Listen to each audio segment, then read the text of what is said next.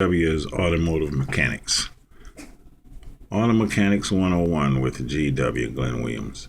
We're going to start off with your basics. I do move kind of fast, and I hope you have good understanding and background. There's also going to be postings of pages and stuff that you can follow to keep up with me.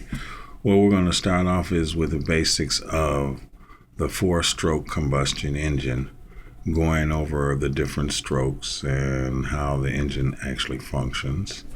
We will talk about the strokes and its sequence, such as the valves opening and the oxygen and fuel coming in on the intake stroke as the piston is coming down.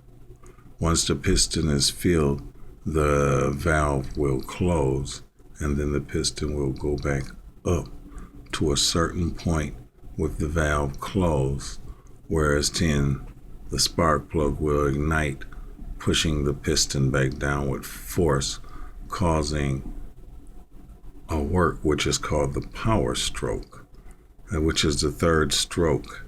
After the power stroke has happened, the piston will return, coming back up in the upper position.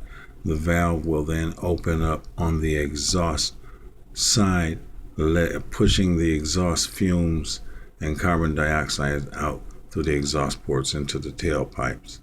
At this point, there's a point what they call an overlaps. That's when the intake valve and the exhaust valve are slightly opened at the same time as the intake valve prepares to suck in oxygen fuel again a second time.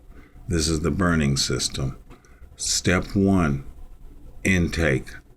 Oxygen and fuel enters the combustion chamber as the piston is on its downstroke. This is called the intake stroke, stroke number 1. The valve closes. As the valve closes, the piston comes back up and return to the top position, which is called top dead center in most cases, set from 0 to 8 degrees before top dead center. The valve is closed, the piston is coming up, the spark plug ignites at 8 degrees before top dead center. This combustion in the chamber of the fuel and air mixture forces the piston back down, creating a reciprocatory motion in the crankshaft.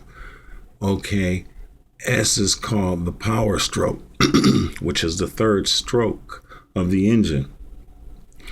As it reciprocates, the piston comes back up. The exhaust port is open at that time.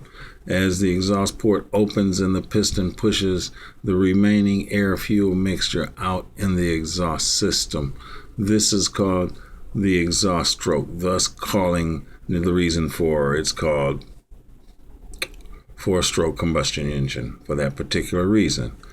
We will get covering other things as far as the reciprocating motion it causes on the crankshaft and how it relates to a timing chain and a cam. We won't get too far into that, but we will get, now that we understand some of the basics of how the engine works, we'll probably start with something as simple as the ignition system. I would like to say it takes 3 things for a common engine to run. 1, you must have fuel, gasoline. 2, you must have spark, which is fire. And 3, it must be in time. So you have to have the right fuel, the right spark at the right time, and the engine should start right up. The right fuel ratio in the old days when there were carburetor, and it's still the same, only the computer controls it. It's a 14.7 to 1 ratio. The 14.7 is the air. The 1 is the fuel. And the fuel one never changes. So you have to have fuel and oxygen mixed at perfect, which is your fuel, your timing, and your spark. And the engine should run. We will cover a little more in the next segment. We're just testing the waters.